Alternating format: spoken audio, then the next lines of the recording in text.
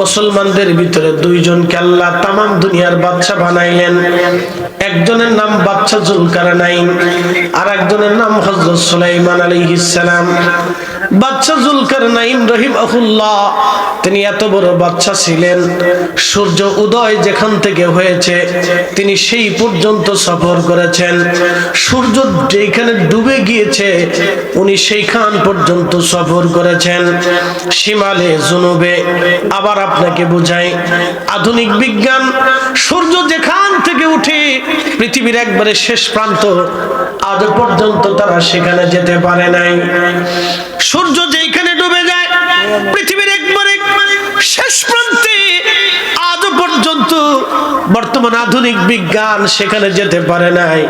কিন্তু আমার আল্লাহ একজন বাদশাকে এই জায়গা পাঠিয়েছিলেন। এই বাদশার নাম বাদশা জুলকারনাইন রাহমাতুল্লাহি আলাইহি। পৃথিবীর এত বড় বাদশা, পৃথিবীর এমন একজন বাদশা যার নাম কোরআনে আমার আল্লাহ ব্যক্ত করেছেন, তার প্রশংসা আল্লাহ করেছেন। তিনি সেই বাদশা যিনি ইয়াজুজ মাজুজের প্রাচীর নির্মাণ করেছেন। ইয়াজুজ মাজুজের প্রাচীর নির্মাণ করেছেন বাদশা জুলকারনাইন। ইয়াজুজ মাজুজ কোন দিকে হবে? উত্তর দক্ষিণ মেরুতে, পৃথিবীর উত্তর দক্ষিণ মেরুতে ইয়াজুজ মাজুজের বাসস্থান হবে। তার অনুযায়ী বোঝা যায় বর্তমান জাপান এবং বর্তমান জাপানের কোণা থেকে রাশিয়ার একবারে কোণা পর্যন্ত প্রচন্ড শীত প্রধান অঞ্চলগুলিতে, পাহাড় বেষ্টিত অঞ্চল যেখানে মানুষের কোনো বসবাস নাই, এই অঞ্চল হতে পারে। এই অঞ্চলে হযরত বাদশা জুলকারনাইন সফর করতে করতে তিনি চলে গেলেন। তেনার একটা ঘোড়া আছে, বর্ণিত আছে ঘোড়াটা একটা দৌড়ে 25,000 মাইল পর্যন্ত দৌড়াইতে পারত। একবার জোরে বলা যাবে কি আল্লাহু আকবার। তার এমন একটা ঘোড়া আল্লাহ দিয়েছিলেন, এক দৌড়ে 25,000 মাইল দৌড়াইতো। কত হাজার মাইল? 25,000 মাইল দৌড়াইতো, ক্লান্ত হতো না, 25,000 মাইল পর্যন্ত দৌড়াইতো। আবার কোন কোন বর্ণনায় আসছে তার ঘোড়াটা পাখা দিয়ে উড়ে উড়ে আকাশে উঠতে পারত। বাদশা জুলকারনাইন সম্ভবপুরবাসী মনোযোগ দিয়ে শুনলেন। এই বাদশা জুলকারনাইন রাহিমাহুল্লাহ আখা ইয়াজুজ মাজুজের কিনার পর্যন্ত চলে গেলেন। লোকেরা বলল, বাদশা, আল্লাহ তো আপনাকে বাদশা বানিয়ে দিয়েছেন।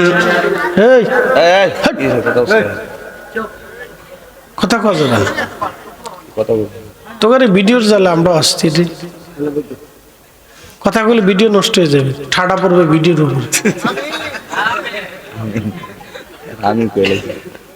দেখছো তুমি তাহাজ্জুদের সময় না আমিন কইছে, এগুলো মিস হবে না। কিন্তু এই সময় দোয়া কবুল হয়। আল্লাহ রাসূলকে জিজ্ঞেস করলি, ইয়া নবী আল্লাহ, কোন সময় দোয়া কবুল হয়? নবীজি বললেন, জৌফুল লাইলিল আখির, শেষ রাতের দোয়া, ও দুবুরুস সালাতিল মাকতুবা, ফরজের পরে দোয়া। এজন্য যারা ফরজের পরে দোয়া মানে না, ও হলো অরিজিনাল বেদাতি। আমরা বেদাতি না, শয়তান কোথাকার। যেটা 8 টাকার তারাবি বানাইছে ও হলো অরিজিনাল বেদাতি। আমরা বেদাতি না, আমরা অরিজিনাল সুন্নতি। কথা বলেন, ও হচ্ছে অরিজিনাল বেদাতি। যারা নামাজের পরে দোয়া বন্ধ করে দিছে হলো অরিজিনাল বেদাতি। ওইটা ঠিক মনে রাখেন। এটা মুসল্লিরা, তোমাদের ওষুধ আসতেছে, চিন্তা করো না। কি লাগে বই দিচ্ছে রাত পর্যন্ত। মাশাআল্লাহ, বেডাই একটা দুনিয়া এমন পাগল করছে রে ভাই। নিশিরাইতে কার বাঁশি বাজে, এমন বাঁশি বাজাইছে রে ভাই। রাত 2টা নাই, 3টে নাই, ফজরের রক্ত নাই, বাঁশি বাজতেই থাকে। আপনি দেখবেন যে এই হ্যামিলনের বাঁশিওয়ালা আসার সাথেই কোথার থেকে মৌমাছি গুলি যে কোথার থেকে আসবে আমি নিজেও কইতে পারি না। ফুরুত করে আইসে সব কোনাকাঞ্চিতে ভরে যাবে।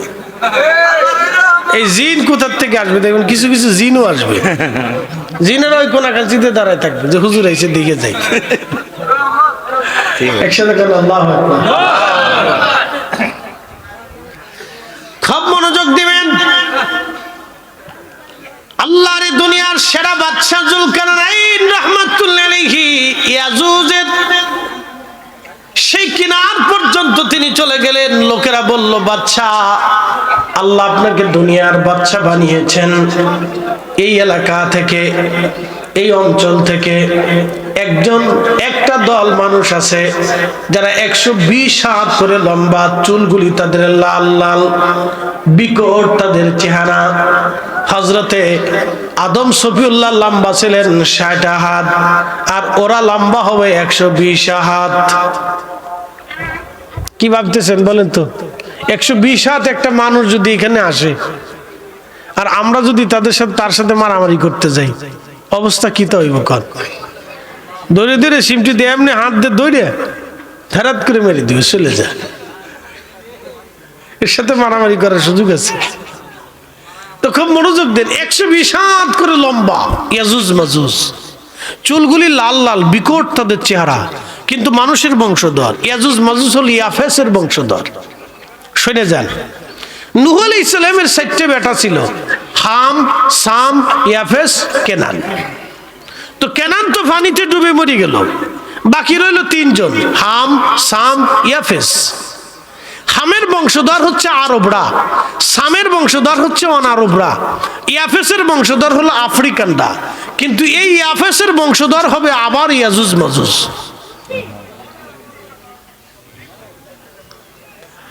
এই ইয়াফেসের বংশধর ইয়াজুজ মাজুজ 120 হাত করে লম্বা হবে তারা, প্রচন্ড দেহের অধিকারী, শক্তির অধিকারী। এই ইয়াজুজ মাজুজ মানুষের এলাকার ভিতরে এসে মানুষকে হত্যা করে, গরু ছাগল হাঁস মুরগি গবাদি পশু খাবার দাবার তারা নিয়ে চলে যায়। মানুষেরা বলল, বাদশা, আল্লাহ আপনাকে পৃথিবীর বাদশা বানিয়েছেন, আপনি এই বিপদ থেকে আমরারে বাঁচান। খুব মনোযোগ দেন, খুব মনোযোগ দেন। যারা রাজা বাদশা হবে তাদের কাজ হলো সাধারণ মানুষকে নিরাপত্তা দেওয়া। যারা রাজা বাদশা হবে তাদের দায়িত্ব কি? আস-সুলতানু জিল্লুল্লাহ ফিল আরদ। সুলতান যারা, রাজা বাদশা যারা, তারা হলো জমিনে আল্লাহর পক্ষ থেকে ছায়া। রাজা বাদশারা জমিনে ছায়া হবে কেমন?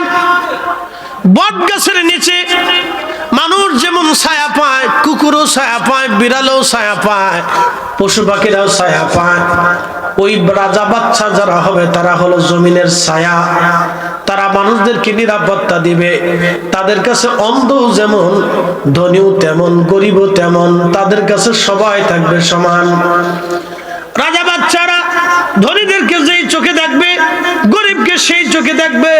যারা রাজা হবে, বাদশা হবে, তারা অন্ধকে যেই চোখে দেখবে, চক্ষু আলারেও সেই চোখে দেখবে। নারীকে যেই চোখে দেখবে, পুরুষকে সেই চোখে দেখবে। ভিন্ন চোখে তারা দেখতে পারবে না। যেমন একজন বাবা সব সন্তানকে এক চোখে দেখে, একজন মা সে সব সন্তানদেরকে মহব্বত করে। একজন রাজা যিনি হবেন তিনি সব প্রজাদেরকে ভালোবাসবেন এবং প্রজাদের সুযোগ সুবিধাগুলি তিনি দেখবেন, প্রজাদের অসুবিধাগুলি তিনি দূর করে দিবেন, প্রজাদেরকে নিরাপত্তা তিনি দিবেন। এটা হলো রাজার কাজ। রাজা ডাক দিয়ে বলতেছে, হ্যাঁ আমার লোকেরা, তোমরা ভয় পাও না, তাহলে আমি প্রাচীর নির্মাণ করে দিব। বিরাট বড় একটা প্রাচীর, কত শত মাইল লম্বা হবে আমরা জানি না। এই প্রাচীর তিনি পাতাল পর্যন্ত মাটি খনন করলেন, সীসা আনলেন, তামা আনলেন। তামা এবং সীসাকে তিনি একসাথে গলাইলেন আগুন দিয়া। তামার সীসার মিশ্রণ দিয়ে তিনি বিরাট বড় প্রাচীর নির্মাণ করে দিলেন। ওই প্রাচীর ইয়াজুজ মাজুজ আর ভাঙতে পারে না। ওই প্রাচীর নির্মাণ করে দিলেন। আল্লাহর নবী বলেন, কিয়ামতের আগে ইয়াজুজ মাজুজ আসবে, কিন্তু কিয়ামত পর্যন্ত তারা ভাঙতে চেষ্টা করবে। প্রতিদিন ইয়াজুজ মাজুজ চেষ্টা করে। সুবে সাদিক যখন হয় তখন ইয়াজুজের একটা দল এই প্রাচীর ভাঙার জন্য সারাদিন তারা পরিশ্রম করতে থাকে, কিন্তু ভাঙতে পারে না, ভাঙতে পারে না, ভাঙতে পারে না। একবারে শেষ পর্যন্ত যখন চলে আসে, তখন সন্ধ্যা নেমে আসে। তারা বলে, কালকে সকালবেলা আবার বাকিটুকুন ভাঙবো। কিন্তু আল্লাহর অনেক বড় মহিমা, আল্লাহর অনেক বড় দয়া, এই মানব জাতিকে বাঁচানোর জন্য আমার রব ওই ইয়াজুজ মাজুজের প্রাচীরকে রাত্রিবেলা আবার পুনরায় নির্মাণ করে দেন ফেরেশতা দিয়ে। তারা সকালবেলা এসে দেখে আবার এই প্রাচীর আবার আগের মতো হয়ে গেছে, আবার তারা খুঁজতে থাকে। এইভাবে প্রত্যেক দিন তারা চলতে থাকে। নবী বললেন, আমার উম্মতেরা তোমরা শোনো, কিতাবুল ফিতানের ভিতরে এসেছে, আল্লাহর নবী বলেন, আমার উম্মতেরা রে, এই প্রাচীর কিয়ামতের আগে রব্বুল আলামিন একবার ভেঙে দিবেন। আল্লাহর সৃষ্টির শ্রেষ্ঠ মেহবুব, হাউজে কাউসার ওয়ালা, মাকামে মাহমুদ ওয়ালা, আল্লাহ সেই শ্রেষ্ঠ নবীর উম্মত হিসেবে আপনাকে এবং আমাকে আল্লাহ পছন্দ করেছেন, আলহামদুলিল্লাহ। সেই জন্য আল্লাহর আসমানে আমরা একসাথে বুলন্দ আওয়াজে চিৎকার মেরে জোরে বলি আলহামদুলিল্লাহ, আলহামদুলিল্লাহ। প্রিয় উপস্থিতি, খুব মনোযোগের সাথে কথাগুলি শুনবেন। আমি মহাগ্রন্থ পবিত্র কোরআনুল কারীম থেকে দুটি আয়াত উপস্থাপন করেছি। আমার বিষয়ের উপরে সেই কথাগুলি আল্লাহ যেন বলার তৌফিক দেন, আমরা সকলে দোয়া করে বলি আমিন। আমিন। প্রিয় উপস্থিতি, খুব মনোযোগ দিবেন। এই মাহফিলটা আজকে যেভাবে সুন্দর করে সাজানো হয়েছে, একসময় এই মাহফিলটা শেষ হয়ে যাবে, মাহফিলের প্যান্ডেলগুলি ভেঙে নিয়ে যাওয়া হবে। আগামীকাল এই সময় এই জায়গাটা খালি পড়ে থাকবে। কথা সত্য কিনা? ঠিক। তো ঠিক পৃথিবীতে এক সময় নিশ্চিহ্ন হয়ে যাবে। আল্লাহ বলেন, অবিল আখিরাতি হুম ইউকিনুন, তোমরা আখিরাতে বিশ্বাসী হও। একদিনই পৃথিবীটা ধ্বংস হয়ে যাবে, আমরাও একসময় নিঃশেষ হয়ে যাব। কুল্লু মান আলাইহা ফানিউ ওয়া ইয়াবকা ওয়াজহু রাব্বিকা যুল জালালি ওয়াল ইকরাম। রব্বুল আলামিন আমরারে জানাইলেন, হে বান্দা, আমার রাসূল, আমার মেহবুব, আপনি উম্মতকে, আমার বান্দাদেরকে বলেন, আমি রব ছাড়া আর কোনো কিছুর অস্তিত্ব থাকবে না, সব নিঃশেষ হয়ে যাবে। খুব মনোযোগ দেন। এই সুন্দর মাহফিলটা আগামীকাল ঠিক একই টাইমে পরিত্যক্ত থাকবে। আজকে যদি আপনি মারা যান, এই সময় যদি মারা যান, অথবা এই মুহূর্তে আপনি যদি মারা যান, তাহলে আগামী কাল ঠিক এই সময়ে আপনি কবরে থাকবেন। কথা ঠিক কিনা? ঠিক। আবার বলি, আমার বিষয় হচ্ছে কবর এবং রমজান। তা আমি রমজানের ওয়াজ করার আগে আপনাদেরকে কবরে নিয়ে যাই, পরে কবর থেকে উঠে আসবো, আবার অসুবিধা নেই। আগে কবরে যাই, পরে আবার কবর থেকে আসবো। যারা রাস্তাঘাটে আসেন, বাহিরে আসেন, তারা ভিতরে চলে আসেন। এই সময়টা কি সময় আপনি জানেন? এই সময়টা হচ্ছে তাহাজ্জুদের সময়। মূলত মানুষ এই সময় ওয়াজ করে না, এই সময় হচ্ছে ইবাদত করার টাইম, নসিহতের টাইম না, এই সময় হচ্ছে ইবাদতের টাইম। আবার শোনেন,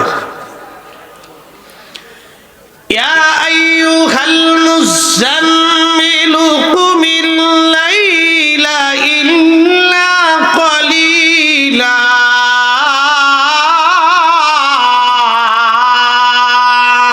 আল্লাহু আকবার। এই সময় ওয়াজের সময় না, এটা হচ্ছে ইবাদতের সময়। কিন্তু আমরা এই সময়টাকে বানাইছি ওয়াজের সময়। এই সময় যত নসিহত করেন, মানুষের স্নায়ুতে ধরে না, কারণ এই সময় সবার স্নায়ু দুর্বল থাকে।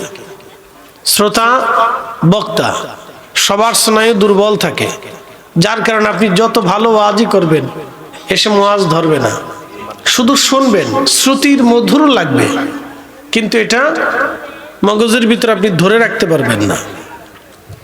এই সময়টা আল্লাহ তার রাসূলকে ঘুম থেকে উঠাইলেন। ইয়া আইয়ুহাল মুযাম্মিলু কুমিল লাইলা ইল্লা ক্বালিলা।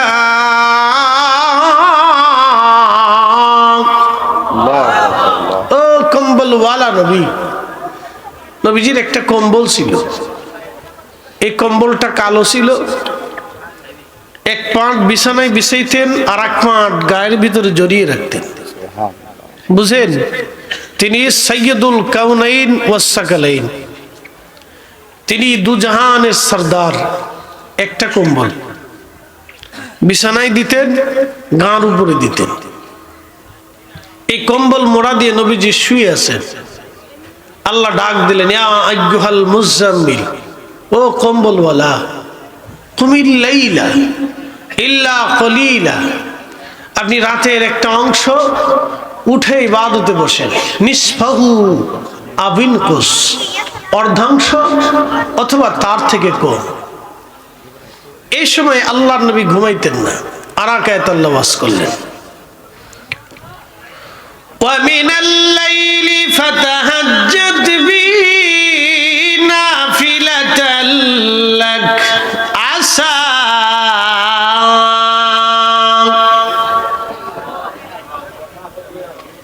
কিছু সময় কি সময় দেওয়া যাবে?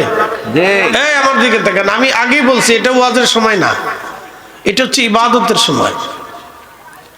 কিন্তু যেহেতু মাহফিল সাজানো হয়েছে সেহেতু আমাদের ওয়াজ করতেই হবে। এটা ওয়াজের সময় না, আবার বলছি এটা ইবাদতের সময়। আল্লাহ এই সময় তাহাজ্জুদের সময়, এখন 2টা বাজে, শেষ রাত, তাহাজ্জুদের ওয়াক্ত চলে। রাতটাকে 3টা ভাগ করবেন, সূর্য ডোবা থেকে সুবে সাদিক পর্যন্ত 3 ভাগ। 2 ভাগ ফার্স্ট, 1 ভাগ শেষ। শেষের অংশটুকুনি হচ্ছে তাহাজ্জুদের সময়। وَمِنَ اللَّيْلِ فَتَهَجَّدْ بِهِ نَافِلَةً لَكَ عَسَىٰ أَن يَبْعَثَكَ رَبُّكَ مَقَامًا مَحْمُودًا।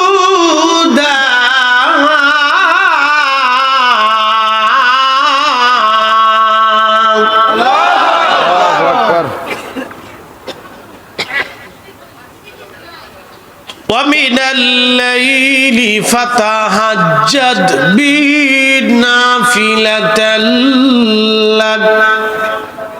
নবীজি, আমি আপনার জন্য তাহাজ্জুদকে অতিরিক্ত দিলাম, আপনি এটা আদায় করেন, আপনাকে একটা পুরস্কার দিব। আশা, অবশ্যই দিয়ে দিব।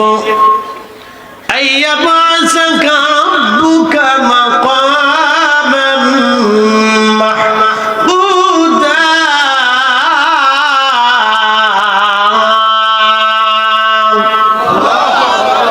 কাজী নজরুল কবিতার ছন্দে লিখছেন, শ্রেষ্ঠ নবী দিলাম রে তরিয়ে নিতে রোজা হাসরে, পথ না ভুলি তাই তো দিলে পাক কুরআনের বাণী। খুদা তোমার মেঘের বাণী, সুন্দর ফুল সুন্দর ফল, মিঠা নদীর পানি। খুদা তোমার মেঘের বাণী, খুদা তোমার মেঘের বাণী। আল্লাহ বলেন, মেহবুব তাহাজ্জুদ পড়েন, আপনার একটা পুরস্কার দিব। এই পুরস্কারের নাম হচ্ছে মাকামে মাহমুদ। তো সাহাবায়ে কিরাম জিজ্ঞেস করলেন, ইয়া রাসূলুল্লাহ, মাকামে মাহমুদ কি? নবী বলেন, হিয়া শাফাআ। বলি, ইয়া নবী আল্লাহ, কি চাবেন? আল্লাহ আপনাকে কি দিবে? বলে, শোনো, কিয়ামতের ময়দানে উম্মতের ব্যাপারে আমি যা চাবো আল্লাহ তাই দিবে। বলে, আপনি কি চাবেন? বলে, শুনে রাখো, আমার একটা উম্মত জাহান্নামে থাকা অবস্থায় আমি জান্নাতে যাব না। সুবহানাল্লাহ। হ্যাঁ, হয় না? আরো জোরে বলেন। আহা হা, যেমনি সুবহানাল্লাহ বলতেছেন, আমি আগে বলছি এটা তাহাজ্জুদের ওয়াক্ত, এটা ইবাদতের সময়, এটা ওয়াজের সময় না। প্রিয় শম্ভুপুরবাসী, খুব মনোযোগের সাথে শুনবেন। এ সময় ইবাদতের সময়, ওয়াজের সময় না। তারপরেও কথা আমি আপনাদের সামনে বলবো, যেহেতু আমার পরে তাহিরি ভাই মুফতি সাহেব আপনাদের সামনে এসে কথা বলবেন, তিনি একেবারে ফজর পর্যন্ত আপনাদেরকে নিয়ে দোয়া করবেন। খুব মনোযোগ দিয়ে কথাগুলি শুনে যান ভাই আমার। আল্লাহ রাব্বুল আলামিন এই তাহাজ্জুদের সময় নবী ঘুমাইলেন না। পৃথিবীর কোন বুজুর্গ ওলিরা এই সময় ঘুমাইতেন না। এই সময় উঠে তারা আল্লাহকে ডাকতেন, আল্লাহর ইবাদতে তারা সময় কাটাইতেন। কিন্তু খুব মনোযোগ দেন, আপনাদেরকে বলছিলাম একটা জায়গা নিয়ে যাব, সেই জায়গার নাম কবর। একদিন মাটির ভিতরে হবে ঘরে, মন আমার কেন বান্ধ দালান ঘর, মন আমার কেন বান্ধ দালান ঘর। বন্ধু আমার মনোযোগ দেবেন, কঠিন এই কবরে এই মুহূর্তে যদি আপনি মারা যান তাহলে আগামীকাল এই সময়টা আপনি কবরে থাকবেন। কবরের ইমিগ্রেশনে 3টা প্রশ্ন করা হবে, মার রাব্বুকা ওয়া মা দীনুকা মা কুনতা তাকুলু ফি হাক্কি হাযার রাজুল। 3টা প্রশ্নের জন্য আপনি প্রস্তুত আছেন কিনা, এটাই হলো এখন মূল বিষয়। 3টা প্রশ্ন আপনাকে করা হবে, এই 3টা প্রশ্নের জবাবে আপনি রেডি আছেন কিনা। কিন্তু মনে রাখবেন, কবর থেকে পালানোর মতো কোনো রাস্তা নাই। আল্লাহ বলেন, আল্লাহাকুমুত তাকাসুর হাত্তা যুরতুমুল মাকাবির। দুনিয়ার প্রাচুর্যে, দুনিয়ার মোহে পড়ে মানুষ আমি আল্লাহ থেকে জুদা হয়ে যায়, আমি আল্লাহকে ভুলে যায়। কত সময় পর্যন্ত? হাত্তা যুরতুমুল মাকাবির, কবর পর্যন্ত সময়। কবর পর্যন্ত সময়, কবর পর্যন্ত সময়। এই সম্ভবরবাসী ভালো করে শুনে যাবেন, সাইয়েদুনা সুলাইমান আলাইহিস সালাতু সালাম तमाम পৃথিবীর বাদশাহী আল্লাহ তাকে দিয়েছিলেন। মুসলমানদের ভিতরে 2জনকে আল্লাহ तमाम দুনিয়ার বাদশা বানাইলেন। একজনের নাম বাদশা জুলকারনাইন, আর একজনের নাম হযরত সুলাইমান আলাইহিস সালাম। বাদশা জুলকারনাইন রাহিমাহুল্লাহ, তিনি এত বড় বাদশা ছিলেন, সূর্য উদয় যেখান থেকে হয়েছে তিনি সেই পর্যন্ত সফর করেছেন। সূর্য যেখানে ডুবে গিয়েছে উনি সেইখান পর্যন্ত সফর করেছেন, শিমালে জুনুবে। আবার আপনাকে বুঝাই, আধুনিক বিজ্ঞান সূর্য যেখান থেকে উঠে পৃথিবীর একবারে শেষ প্রান্ত, আজ পর্যন্ত তারা সেখানে যেতে পারে নাই। সূর্য যেখানে ডুবে যায় পৃথিবীর একবারে শেষ প্রান্তে, আজ পর্যন্ত বর্তমান আধুনিক বিজ্ঞান সেখানে যেতে পারে নাই। কিন্তু আমার আল্লাহ একজন বাদশাকে এই জায়গা পাঠিয়েছিলেন।